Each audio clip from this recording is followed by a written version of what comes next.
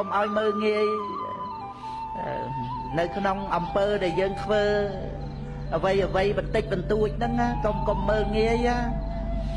កុំមើងងាយថាមិនឲ្យផលណាព្រះពុទ្ធអង្គទ្រង់សម្ដែងទាំងបុណ្យទាំងបាបមេវមញ្ញេថៈបាបស្សៈអ្នកមត្តតាំងអាកមិសតិកុំឲ្យមើងងាយបាបតែតិចតួចនឹងមិនឲ្យផលហើយក៏ដូចគ្នាដែរមេវមញ្ញេថៈបញ្ញស្សៈអ្នកមត្តតាំងអាកមិសតិកុំឲ្យមើងងាយបុណ្យតែតិចតួចនឹងមិនឲ្យផលដែរនឹងឯងនិ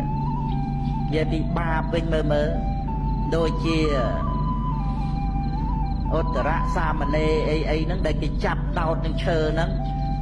ដល់តែព្រះអង្គទ្រង់សម្ដែងប្រាប់មានឯណាដោតទៅទុំរុយតាគាត់ណា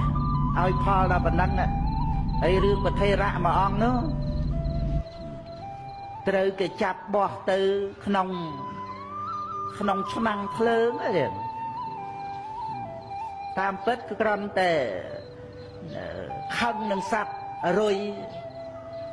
ហ្នឹងឯងវាយទម្លាក់ក្នុងឆ្នាំងទឹកពុះអាហ្នឹងមើលហើយប្រវត្តិអតីតជាតិរបស់ព្រះសិរីបុត្រដែលជាកម្មហៈតាបោះត្រូវគេចោទប្រកម្មថាជាចៅហើយគេចាប់ដោតនឹងឈើចាប់ដោតនឹងមេឃរលួសទៀតដល់ទៅនិយាយអំពីរឿងបាបកម្មចាប់រុយដោតនឹងបលាដើមរលួសអាហ្នឹងឯងមើលទៅអញ្ចឹងបានថាកុំមើងងាយបាបតិចតួចអីថាមិនឲ្យផលណា